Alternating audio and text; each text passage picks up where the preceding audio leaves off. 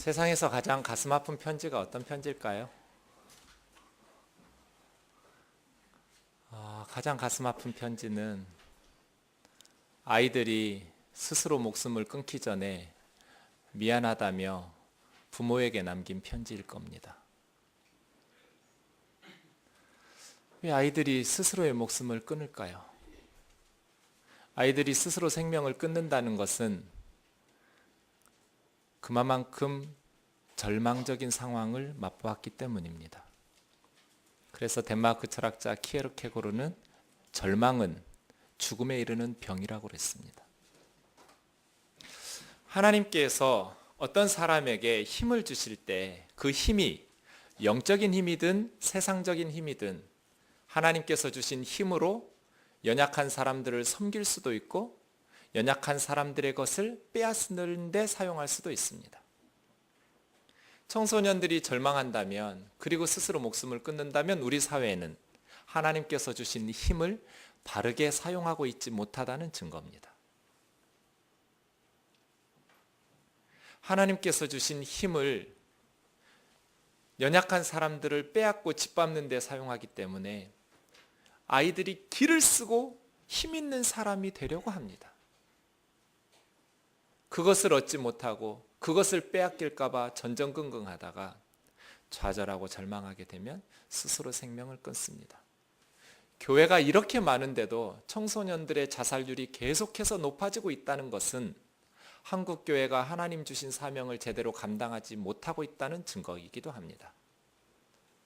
만일 지금처럼 교회가 하나님의 사명을 제대로 감당하지 못한다면 앞으로 우리 아이들이 계속해서 스스로 생명을 끊을 겁니다.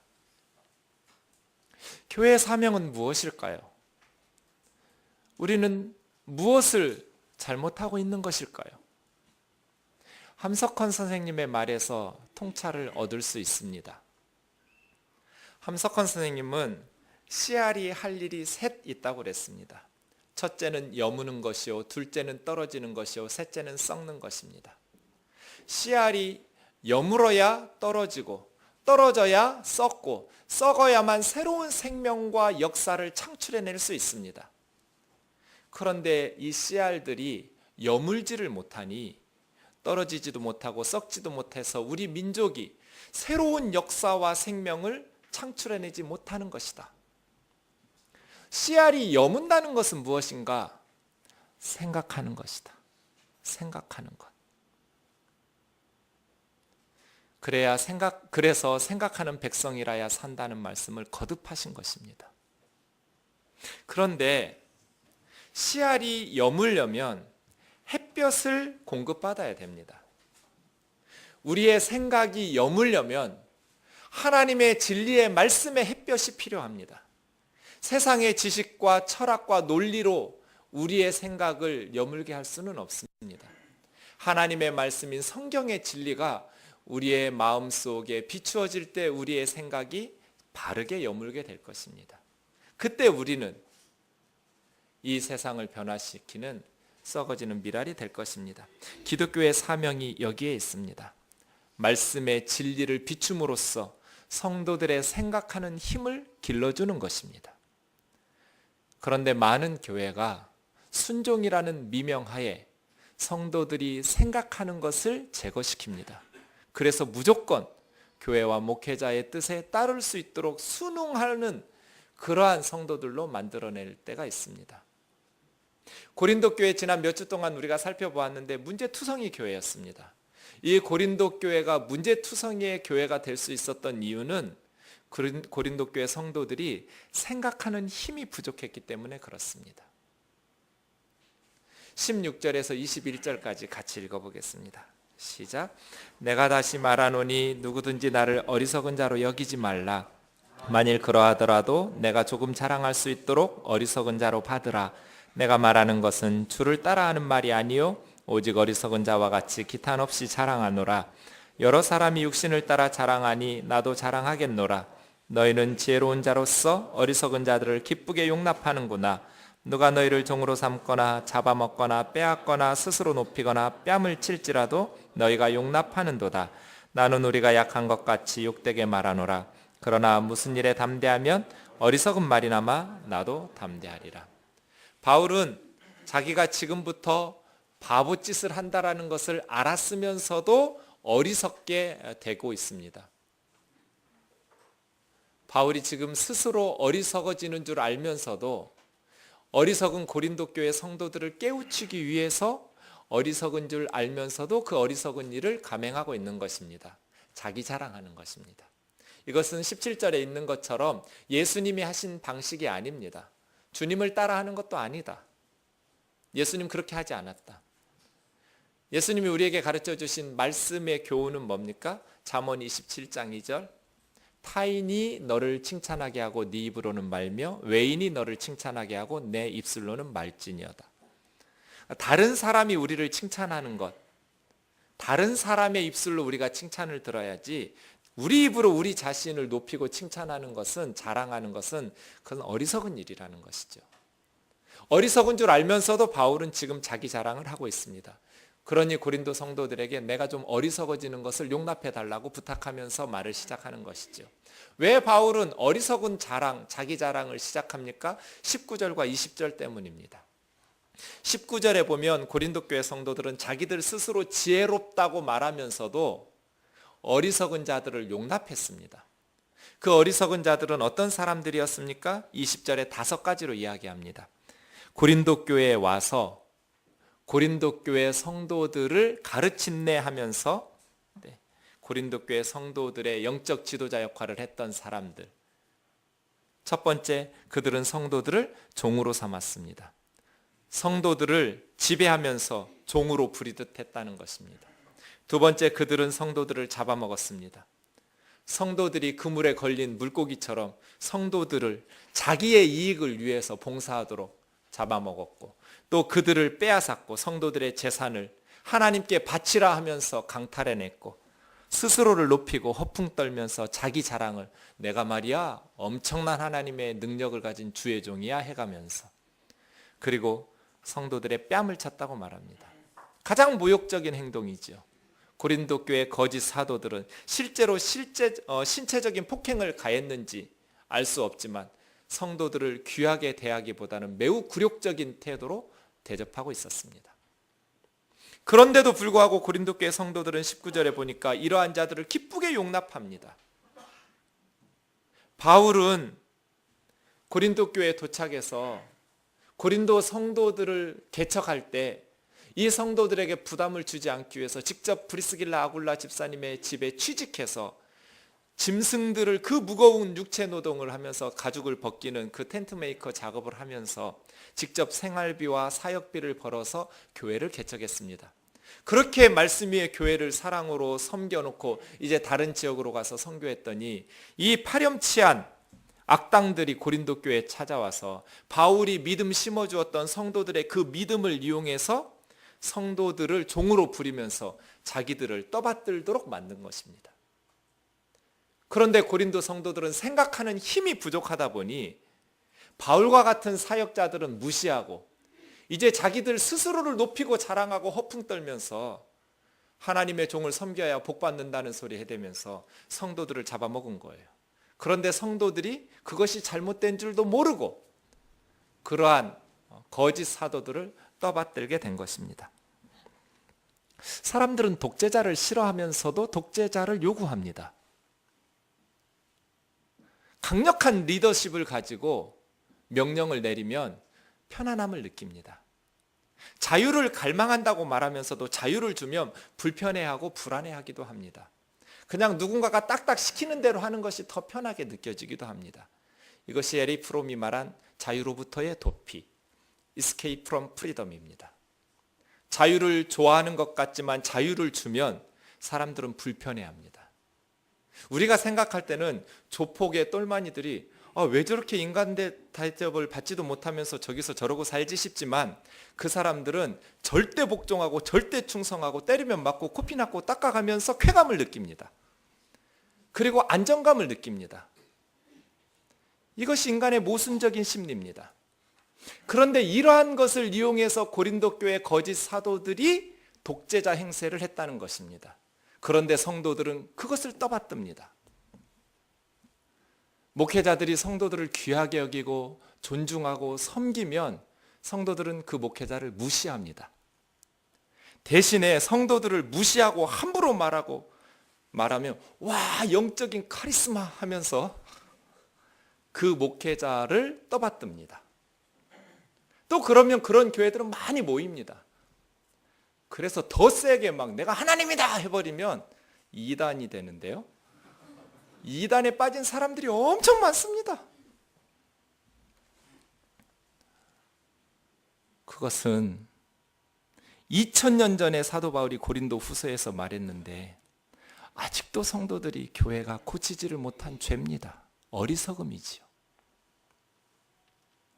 하나님 한 분 외에는 절대로 무릎 꿇지 마시기를 주의 이름으로 축원합니다. 도대체 목사가 뭡니까?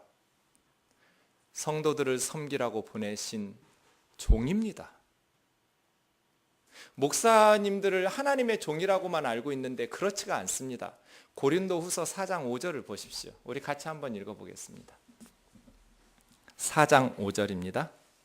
앞에 있습니다. 시작. 우리가 우리를 전파하는 것이 아니라 오직 그리스도 예수의 주되신 것과 또 예수를 위하여 우리가 너희의 종된 것을 전파함이라. 바울의 선교팀이 고린도 교회에서 우리를 전파하고자 함이 아니라 두 가지인데, 하나는 예수 그리스도께서 주님이시라는 것과 우리는 예수님 때문에 너희의 종이라는 것. 그러니까 목회자들은 하나님의 종일 뿐 아니라 성도들의 종인 거예요. 여러분이 저의 주인이에요. 잘 부탁드려요. 목사들이 힘주고 다니면 거기다가 꼬박 기가 죽어가지고 떠받드는 것이 아니라 어디 종놈이 와가지고 주인님들 앞에서 목에 힘을 주고 다녀? 이렇게 혼을 내야 돼요. 그게 성경적인 거예요. 누가 섬깁니까? 성숙한 사람이 섬기는 겁니다. 마음이 가난한 사람은 마음이 춥기 때문에 섬길 수가 없어요. 마음이 건강한 사람이라야 섬길 수가 있는 거예요. 제 마음이 건강하다면 저는 여러분을 섬기는 것을 기쁨으로 여길 거예요. 제 마음이 건강하지 못하다면 여러분으로부터 섬김 받는 것을 통해서 기쁨으로 여길 거예요. 성숙한 사람이 섬길 수 있는 거예요. 여러분은 어떻습니까? 집에서 아내와 아이들을 섬김으로써 기쁨을 얻기를 바랍니다. 집에 가서 아내들을 무시하고 아이들을 위해 군림하면서 다 자기를 섬기도록, 그것이 가장의 역할입니까? 섬김 받음으로써 자기 존재감을 확인하려고 하는 것, 그렇게 아내와 아이들을 무시하는 것, 그러한 사람을 일본말로 두 글자로 쪼다 라고 합니다. 마음이 건강해야 섬김으로써 기쁨을 누릴 수 있습니다. 그런데 마음이 추우니, 마음이 건강하지 못하니 목에 힘주고 섬김 받으려고만 하는 것입니다. 하나님의 말씀을 듣고 예수님의 십자가의 사랑을 경험하고 마음 건강해져서 이제는 가정에서, 직장에서 다른 사람을 섬기면서 기쁨을 취하는 것, 이것이 진짜 축복 아닙니까? 하나님의 능력 받아서, 기도 응답 받아서 사람들이 누리지 못하는 것, 섬김을 받으면서 살게 되는 것이 진짜 축복입니까? 그렇지 않습니다. 아이들에게 왜 공부하라고 합니까? 무시당하지 않기 위해서. 그래야 세상 아이들이 누리지 못하는 것을 받으면서 누리면서 살 수 있는 거야. 거기에 하나님의 햇빛이 비춰집니까? 생각이 여뭅니까? 너는 기회가 주어졌을 때 연약한 사람들을 섬겨야 될 하나님의 일꾼이다. 너는 실력을 쌓아서 연약한 세상 사람들을 섬기면서 살기 위해서 공부 열심히 하거라. 실력을 쌓거라. 이게 하나님의 말씀이 있고 하나님의 사명이 있고 하나님이 주신 꿈이 있는 것 아닙니까? 힘든 공부이지만 그 하나님이 주신 말씀을 가지고, 하나님이 주신 사명과 비전을 가지고 아이들이 힘든 공부를 이겨낼 수 있도록 만들어야 하지 않겠습니까? 그저 세속적인 정신으로 공부해라 하니까, 공부하지 않으면 너는 짓밟힌다, 너는 다 빼앗긴다, 힘을 가져야 된다, 높아져야 된다, 그렇지 않으면 네 인생은 실패라고 하니까 아이들이 죽는 거 아닙니까? 정말 죽어야 될 만큼 그 아이들이 무슨 죄와 잘못을 저질렀습니까? 공부 못하는 것이 죄입니까?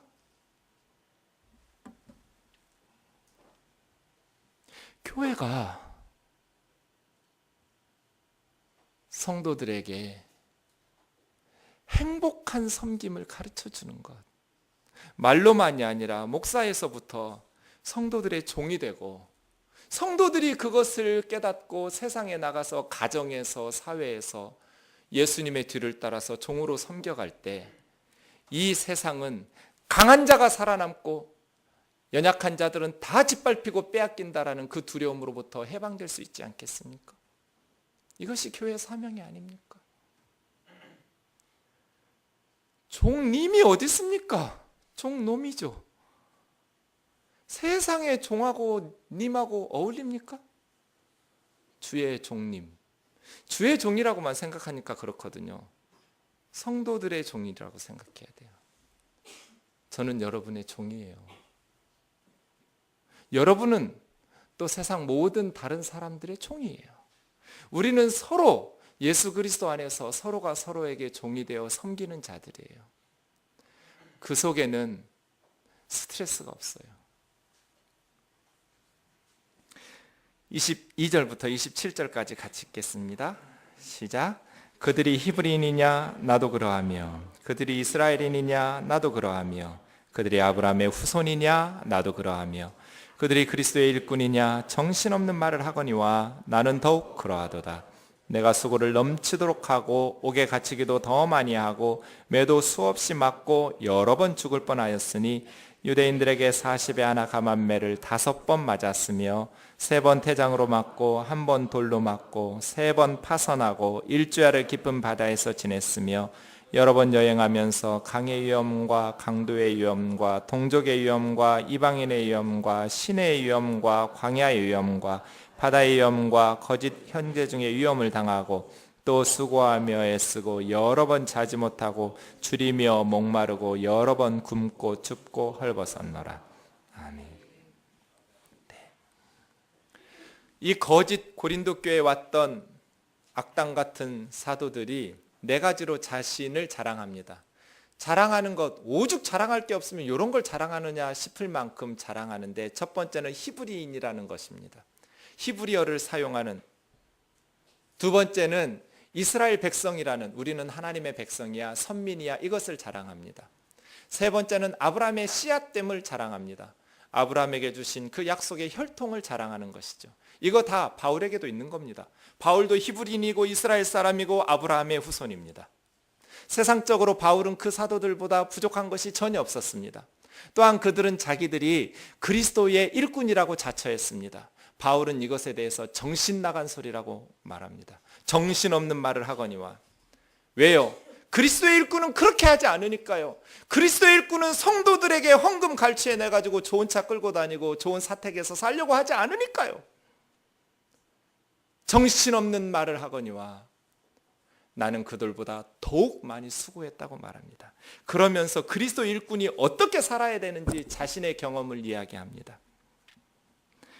나는 수고를 넘치도록 하고 옥에도 더 많이 갇히고, 96년에 쓰여진 로마의 클레멘트 서신에 보면 바울은 7번 감옥에 투옥되었다고 말합니다. 매도 수없이 맞고 셀 수가 없습니다. 복음 전하다가 매 맞은 것을. 여러 번 죽을 뻔하였으니 유대인들에게 40에 하나 감한매를 5번 맞았으며, 신명기 25장 3절에 보면 유대인들은 40대까지만 때리도록 하나님께서 신명기법에 말씀하셨습니다. 40대 이상 더 많이 때리면 형제에게 수치를 당하게 하는 일이라고 생각해서 멸시와 모욕감을 주지 않기 위해서 40대까지만 때려라. 이게 신명기법입니다. 그래서 유대인들은 때릴 때 혹시 중간에 숫자를 잘못 세어서 40대를 넘어가면 하나님의 율법을 범하는 것이 되기 때문에 40에 하나 감한매 39대까지만 때렸습니다.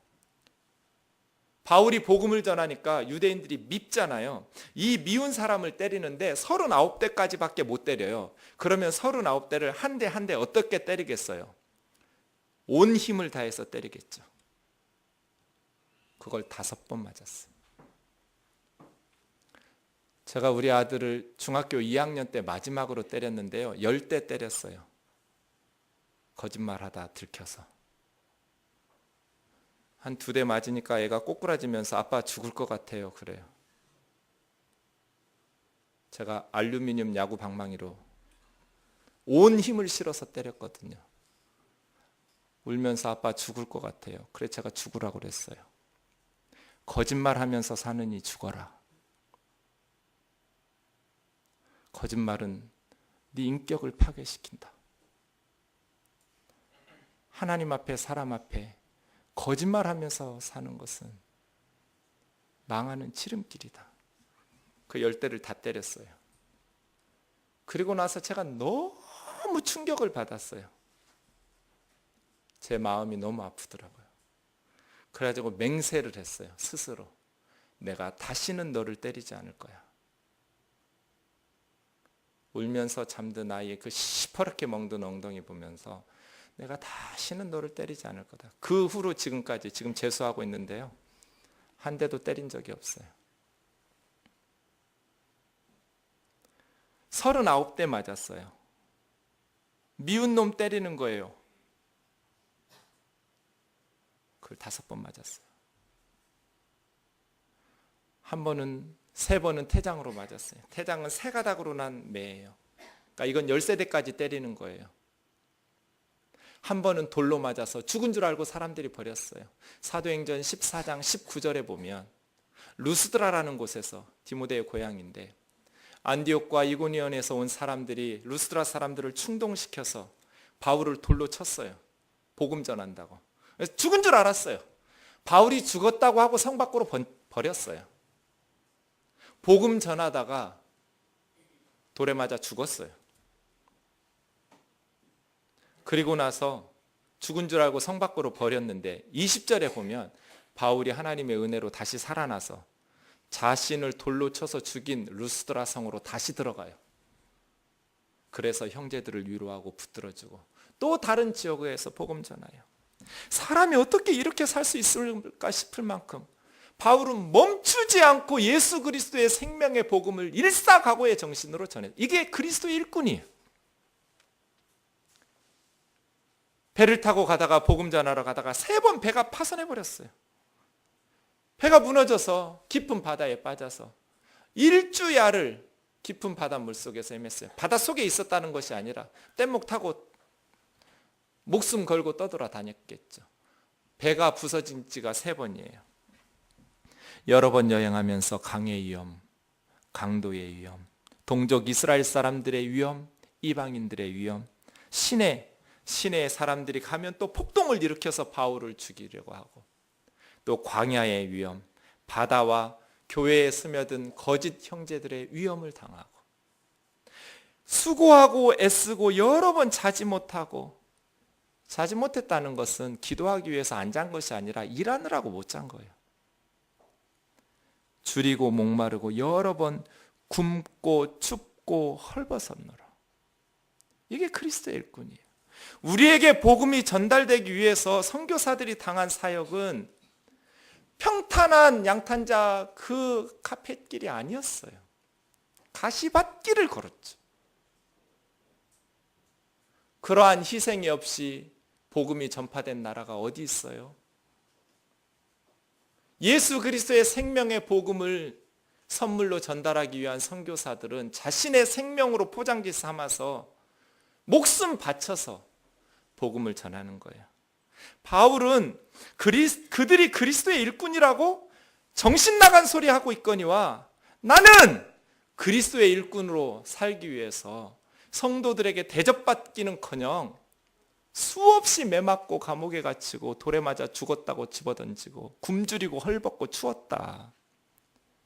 그리스도의 일꾼이, 이게 그리스도의 일꾼이지, 성도들 영적인 위협을 해서 영적인 축복을 또 매개체로 해서 잘 먹고 잘 살고 호의호식하는 것이, 그것이 그리스도의 일꾼이 아니라고 말합니다.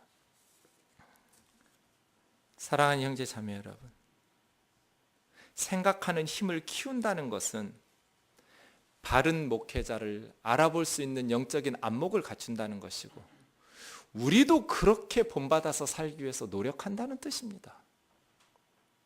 생각이 건강해야 바르게 하나님을 섬기고 이 세상을 바르게 신앙생활하면서 살아갈 수 있지 않겠습니까?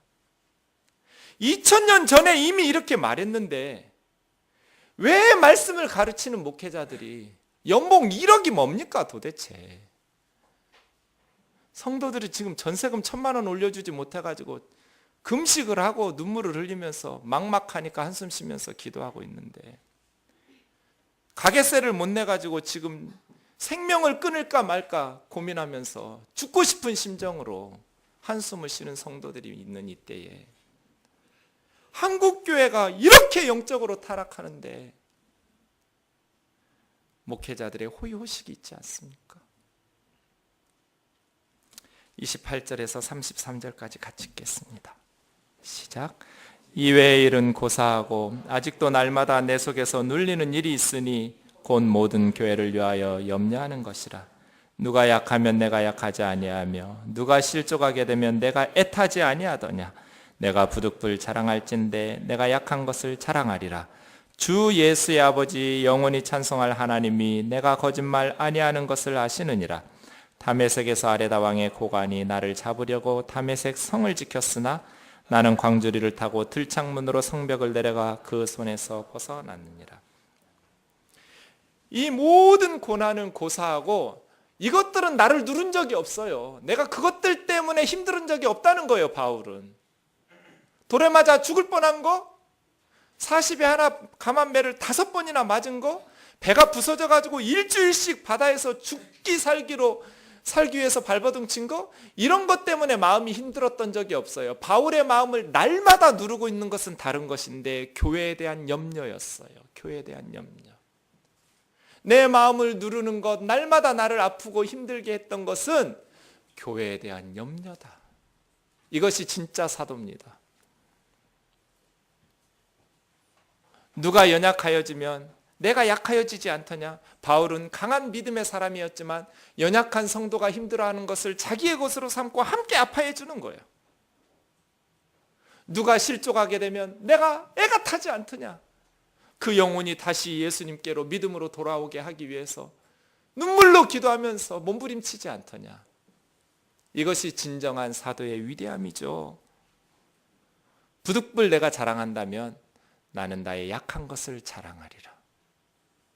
세상에 약점을 자랑하는 사람 누가 있습니까? 다 자기 잘난 것 자랑하고 강함을 자랑하고 약한 것은 부끄러워하고 숨기려고 하지요. 그런데 바울은 세상을 거슬러 올라가고 있습니다. 내가 자랑한다면 부득불 나는 나의 연약함을 자랑하리라. 그걸 거짓말로 에이 그런 사람이 어디 있어 할까봐 그 다음 구절에 31절에 주 예수의 아버지 영원히 찬송받으실 하나님이 내가 거짓말하지 않는다는 것에 대한 증인이다. 하나님을 증인으로 세워놨어요. 그런 사람은 없으니까요. 다 강한 것을 자랑하지 약한 것을 자랑하는 사람은 없으니까요. 약하다라는 것은 짓밟히는 것이고 그것은 비참한 것이니까요. 그러나 바울은 약한 것을 자랑하겠다고 이야기합니다. 왜요? 약할 때 강해질 수 있기 때문입니다. 이것은 역설입니다. 기독교의 핵심은 십자가입니다. 십자가는 세상에서 가장 약한 것입니다. 옷 다 빼앗기고 벌거벗긴 상태로 못 박힙니다. 사람들의 조롱과 멸시 속에서 죽어갑니다. 예수님은 가장 강하신 분이었지만 자신이 가진 강함으로써 세상을 구원하시지 않았습니다. 세상에서 가장 약한 십자가의 죽음으로써 세상을 살려냈습니다. 예수님께서는 십자가에 달리시면서 비참하거나 억울해하거나 분노하지 않았습니다. 제가 성숙한 사람이 섬긴다고 하지 않았습니까? 예수님은 벌거벗고 십자가에 달리시면서도 진정한 성숙함으로 사람들을 위해서 기도합니다. 아버지여 저들의 죄를 저들에게 돌리지 마옵소서. 자기들이 하는 일을 모릅니다. 예수님이 여물었고 떨어졌고 썩었습니다. 십자가에서 그 예수님이 떨어져 썩으심으로써 새로운 역사와 새로운 생명으로 이 땅을 변화시키고 구원하신 것 아닙니까? 그러면 예수님을 믿는 우리들은 어떻게 세상에 새로운 생명과 역사를 창출해낼 수 있습니까? 교회가 세상이 가지지 못한 능력을 가질 때입니까? 우리 교회가 삼성보다 더 많은 경제적 능력을 가질 수 있습니까? 청와대보다 더 많은 세상의 권력을 가질 수 있습니까? 많은 성도들이 이러한 권력을, 경제적 권력이든 정치적 권력이든 이러한 권력을 가지려고 그것을 통해서 세상을 섬길 수 있다는 착각과 환상에서 벗어나야 됩니다. 정진호 교수가 우리에게 가르쳐준 것 있지 않습니까? 빛이란 높은 에너지를 가지고 있던 물체가 자기 자신을 낮은 단계의 에너지의 단계의 물체로 떨어지면서 떨어지는 에너지 폭만큼 빛을 발산해낸다.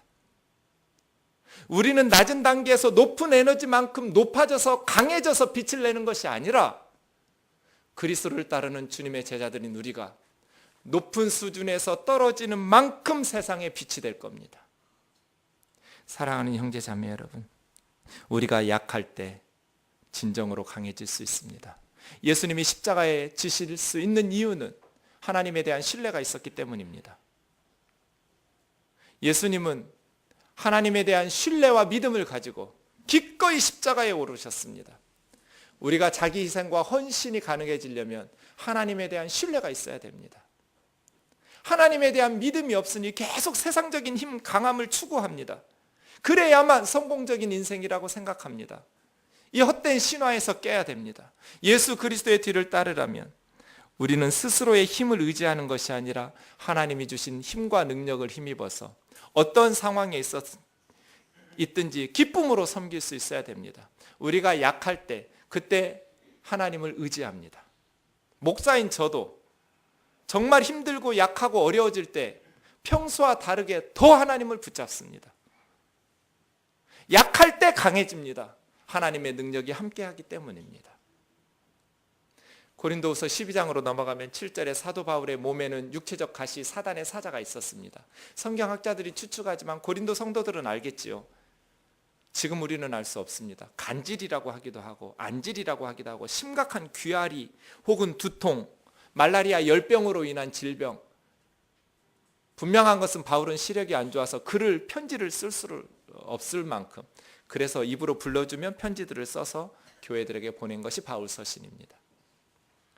복음을 전하다가 고질적인 육체적 질병이 있으니 사람들이 그 사단의 사자라고 말합니다.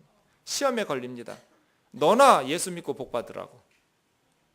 바울이 3번 하나님 앞에 부르짖습니다. 그때 하나님께서 뭐라고 말씀하십니까? 너를 향해서 나의 은혜가 족하다.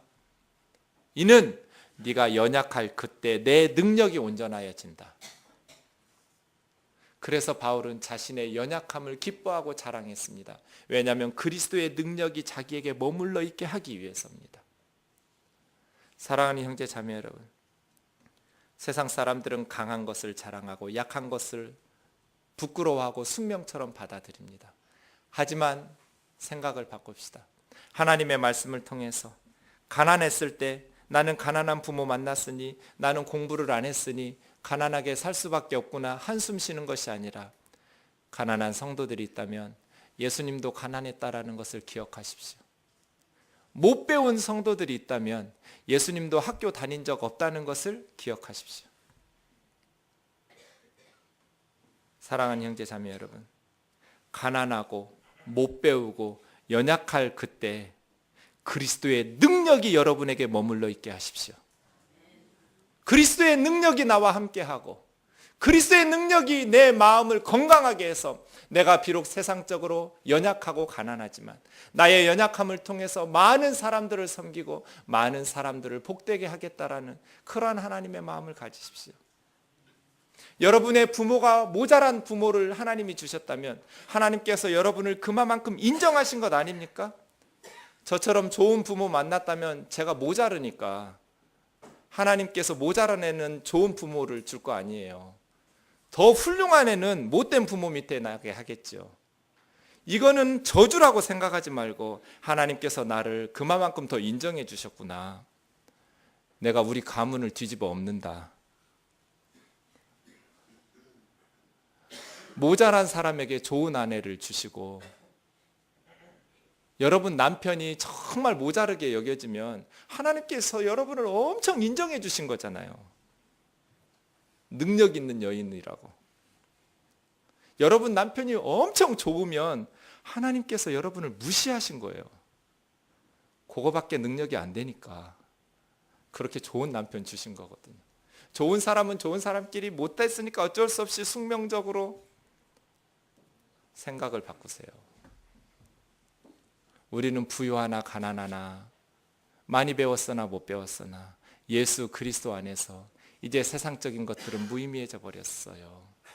우리 주 예수 그리스도 안에서 우리는 그리스도의 능력으로 살아가고 그리스도의 능력으로 일합니다. 약할 때 강하게 되는 주의 은혜가 우리 뜨인돌 공동체에 충만하기를 원합니다. 마음 건강해서 세상을 기쁨으로 섬기는 데서 만족과 위로를 얻는 삶의 진정한 기쁨을 누리는 그러한 세상을 변화시키는 성도들이 되기를 원합니다. 그렇게 시급하게 우리 사회를 교회가 변화시켜내지 못하면 우리 아이들은 계속해서 스스로 목숨을 끊을 겁니다. 뜨인돌 찬양 42번입니다.